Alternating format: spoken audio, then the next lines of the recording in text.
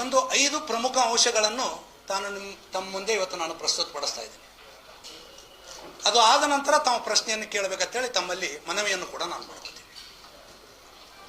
ಪ್ರಪ್ರಥಮವಾಗಿ ಕಳೆದ ಕೆಲ ದಿನಗಳ ಹಿಂದೆ ಹುಬ್ಬಳ್ಳಿಯಲ್ಲಿ ನಡೆದಂಥ ಮರ್ಯಾದಾ ಹತ್ಯೆ ಪ್ರಕರಣ, ನಮ್ಮ ದಲಿತ ಹಿಂದೂ ಸಹೋದರಿಯನ್ನು ಭೀಕರವಾಗಿ ಹತ್ಯೆ ಮಾಡಿದ್ದನ್ನು ತೀವ್ರವಾಗಿ ಖಂಡನೆ ಮಾಡ್ತೀನಿ. ಖಂಡನೆ ಅಷ್ಟೇ ಅಲ್ಲ, ಸಮಾಜ ಎಲ್ಲಿ ಹೋಗ್ತಾ ಇದೆ? ಇಷ್ಟೊಂದು ವಿದ್ಯಾವಂತರು ಇದ್ರೂ ಕೂಡ ಇಂಥ ಘಟನೆಗಳು ನಡೀತಾ ಇರೋದು ಬಹಳ ಮನಕಲಕುವ ಸಂಗತಿ. ಆರೋಪಿಗಳು ಯಾರೇ ಆಗಿರಲಿ ಅವರಿಗೆ ಸಾದಾ ಶಿಕ್ಷೆಯನ್ನು ಕೊಡಬಾರದು ಸರ್ಕಾರ, ಘೋರ ಕಠಿಣವಾದ ಶಿಕ್ಷೆಯನ್ನು ಕೊಡಬೇಕಂತೇಳಿ ಆಗ್ರಹ ಮಾಡ್ತೀನಿ.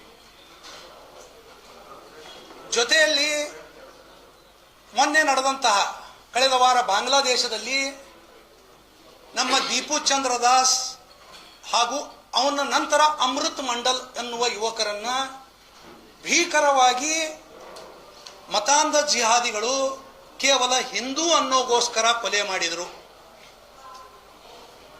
ಬಾಂಗ್ಲಾದೇಶದಲ್ಲಿ ಅಲ್ಪಸಂಖ್ಯಾತರಾಗಿರುವಂಥ ಹಿಂದೂಗಳ ಪರಿಸ್ಥಿತಿ ದಯನೀಯವಾಗಿದೆ. ಅವರನ್ನು ಭೀಕರವಾಗಿ ಕೊಲೆ ಮಾಡಿದ್ದನ್ನು ತೀವ್ರವಾಗಿ ಖಂಡಿಸುತ್ತಾ, ಇದು ಇಷ್ಟಕ್ಕೆ ನಿಂದ್ರಂಗಿಲ್ಲ. ಈ ಜಿಹಾದಿ ಮನಸ್ಥಿತಿಯವರದು, ಉಗ್ರವಾದಿಗಳ ಉಪಟಳ.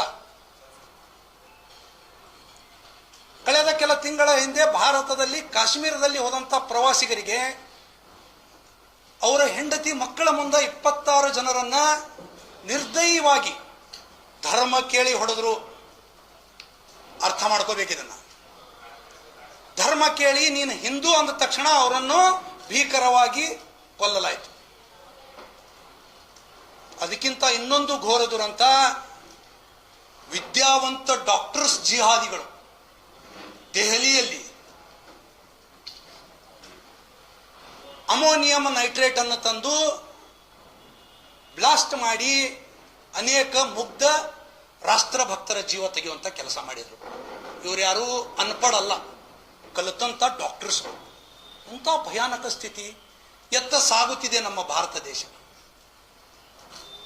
ಇವತ್ತು ಇದೇ ವಿಷಯವಾಗಿಟ್ಟುಕೊಂಡು ಇವತ್ತೇ ಬೆಳಿಗ್ಗೆ ಮಾನ್ಯ ಪ್ರಧಾನಮಂತ್ರಿಗಳಿಗೆ ಅವರ ಮುಖಾಂತರ ಭಾರತದ ಗೃಹ ಸಚಿವರಾದ ಅಮಿತ್ ಶಾ ಅವರಿಗೆ ನಾನೊಂದು ಕಂಪ್ಲೇಂಟ್ ಅನ್ನು ಮಾಡಿದ್ದೀನಿ. ಭಾರತಕ್ಕೆ ಮುಂದಿನ ದಿನಗಳಲ್ಲಿ ಕಂಪ್ಲೇಂಟ್ ಏನಪ್ಪಾ ಅಂದ್ರೆ, ಮುಂದಿನ